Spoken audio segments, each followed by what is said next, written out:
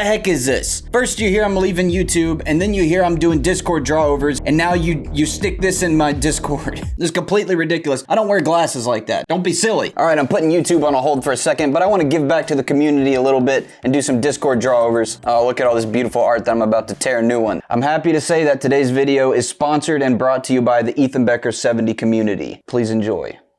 It was like 3 a.m. when he attacked. Don't move or I'll shoot. I moved. He shot. Guess who it was? It was my war vet grandpa. He was in like World War I or something. I think he was having a flashback, but he shot me right in the neck and the blood splattered all over the wall. And you're not gonna believe this next part, but the blood splattered all over the wall. It splashed an exact image of a Nissan Sentra. You gotta squint kind of hard, but if you squint right here, you can see a little smiley face. And the next day, somebody introduced me to the community. Don't remember who it was, can't remember. Have you ever met him? What? It doesn't even make any sense, man. I'm Ethan Becker. You're Ethan Becker. Ethan Becker's a lifestyle.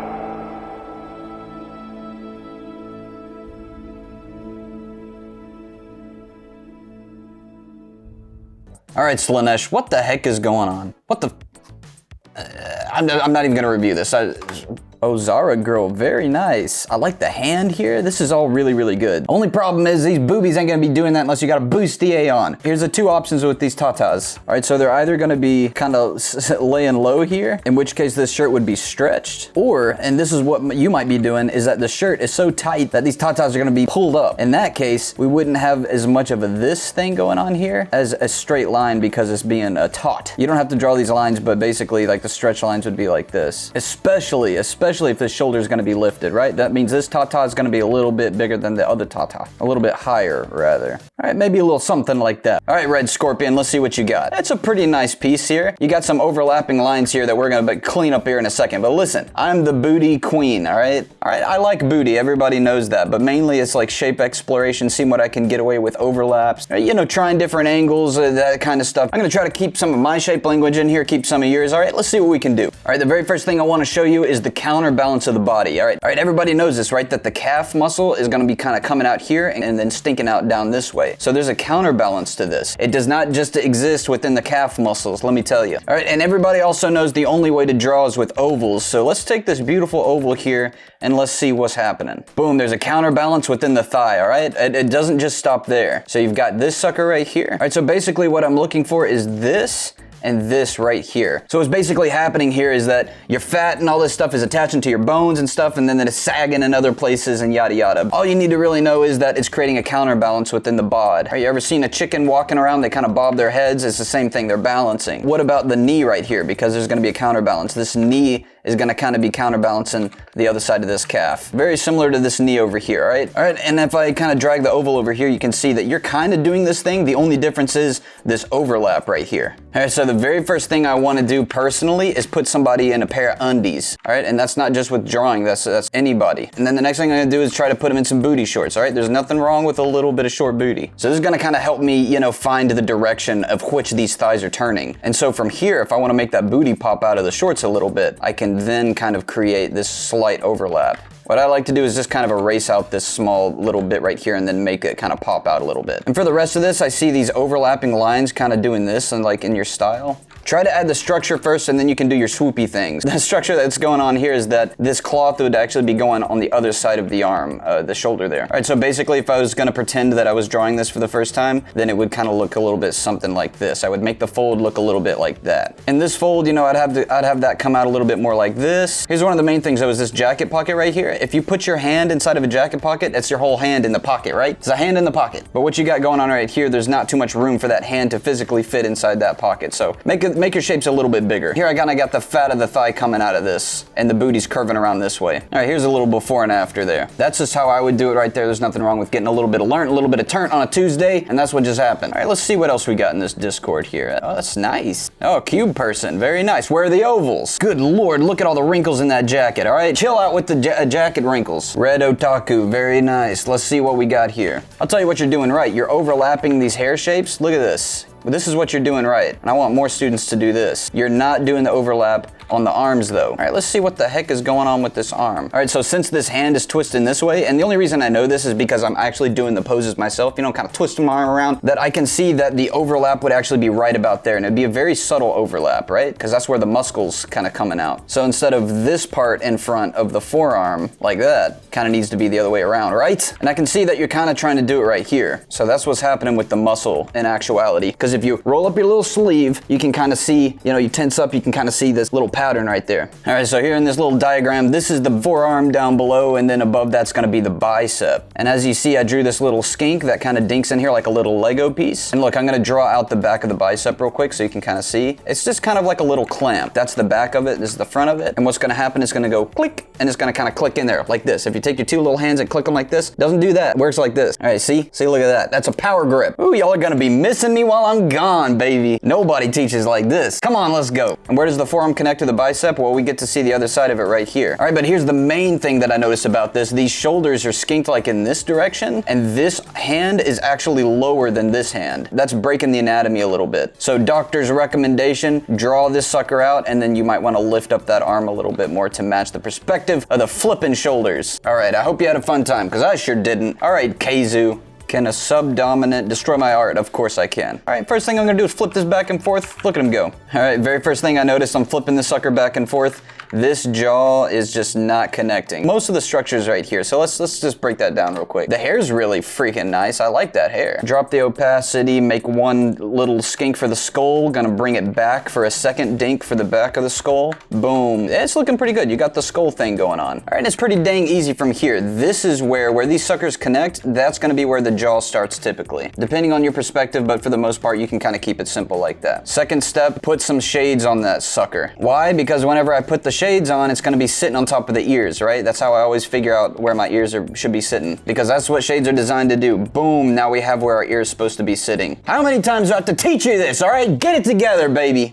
I'm not going to be here to hold your little baby hand when I'm gone, all right? Boom, you make the little ear shape. I like this hair though. I like these folds. It's really nice hair. And then boom, because we did the skull thing right there, we know where the neck's going to be connected to that scully. All right, let's take a look at before and after here. Look at that ear. Yeah, it's kind of doing it.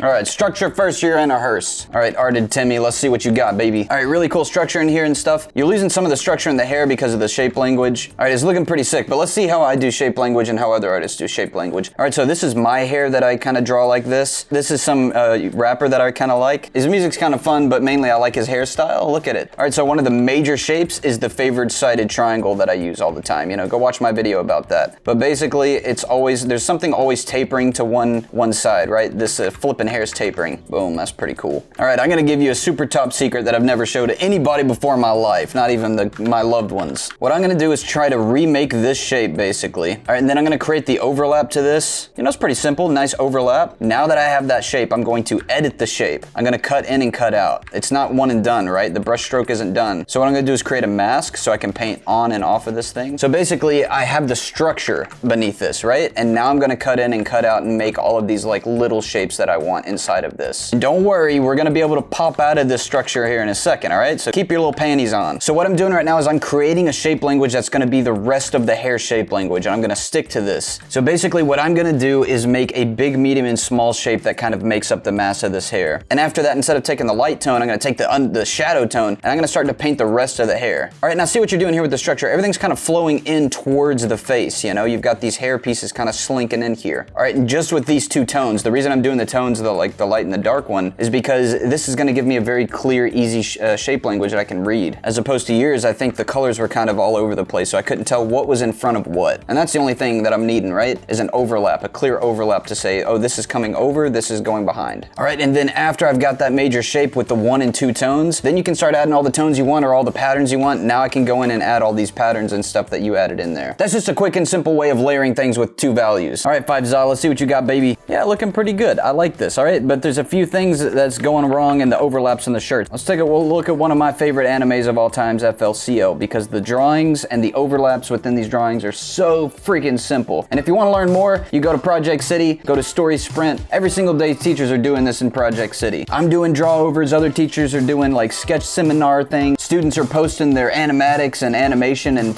teachers are checking them out. Look at all this crazy stuff. It's pretty crazy, right? Actually, I'm gonna give you a little taste. Here's a little seminar I did, a quick little second of it. All right, the main thing is, look at the bottom of this shirt. Let's just fix the bottom of this shirt really quick. First, you're going down here, and then it's coming up this way. All right, there's not too much structure. It's kind of loosey-goosey. Let's take a look at what FLCL is doing. First of all, we got this boom underlying shape that's kind of showing the shape of the body through here and as well here. So we're gonna keep that structure in there because the cloth is gonna be sitting kind of loosely over the top of it. Very first thing, boom, this sucker's coming out, and I can see where that's leading to. That's leading to this cloth kind of being bonked out on the side down there. So that's this is like an overall shape of what the cloth is doing, the material. And this is kind of leading down here. So now I'm kind of seeing the overall shape of these bumps. Here's another thing I noticed. The shirt, these lines are very stable, and they're kind of showing the chest kind of poking out, all right? So this is going this way. It's not going this way. Over here too, whoa, look at this overlap. Holy moly. You know, I always try to get in relationships with people, and I try to get excited with them about my love for overlaps and stuff, and none of them really seem to understand. Boom, but look, this is the overall blunk. It's a blimp. It's a blunk blimp that's kind of blimping out the back of that skink. Oh, and then the pants are kind of blimping out like this too.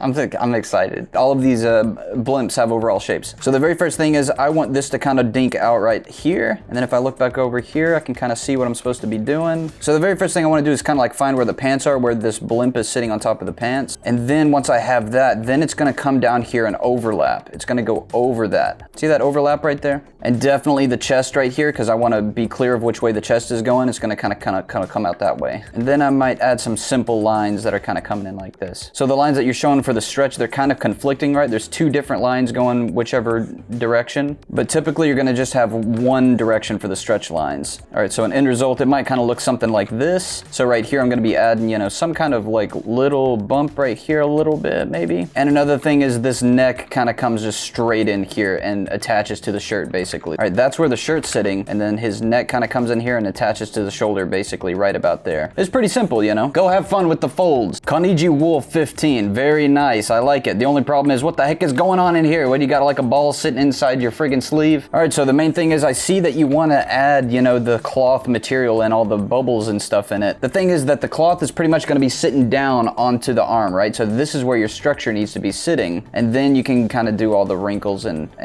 folds and stuff, you know, where the cloth is sagging. All right, here's what I want you to do. I'm looking at you. The Ethan Becker 70 community is sponsoring these videos. Everybody's sending me some amazing videos from the Ethan Becker 70 community. I'm talking about the intro videos that you watch. People kind of come in and tell about their stories about how they found the community and how the community made them a better person and the struggles that they had to go through. All right, I'm getting some pretty crazy dramatic videos. What I want you to do is send in your own video. You know, tell me about that one time you slipped through the ice as a kid and then somebody saved you and showed you the way to the community. And I want to hear about that time you riding that bicycle and you took a big crash and then you broke your arm and the nurse, you know, helped you back to health, and they helped you find the Ethan Becker 70 community. I want to hear all the stories. I want to hear the bad stories, the good stories. All right, go to my Discord, go to the My Story tab, and then send in your video. I'm going to be taking a look at all of them and sharing them with the community. For how it all started with me, it was my little sister. She was riding her unicycle down the street and she hit a pole. Pole fell. Hit a disc golfer. I think that's what they call them. Hit the pole. Pole starts to fall. Disc golfer right there, doesn't see it. Bam. He's on his unicycle, falls off, hits his neck on a stone. This is a big stone. Hospital. My sister had to go to work. So we're in the hospital. Actually, it was in the waiting room with his parents, and they told me his dying words were, "You have to join this Ethan Becker community on Discord." They didn't even know what Discord was. Neither do I. Those were his dying words. They would have been, but he didn't die. He's out there.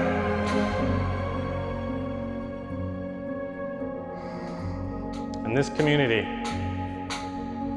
it's like time. It just keeps ticking, tock, tick, tock. So, have you ever even met Ethan Becker? I am Ethan Becker. We all are.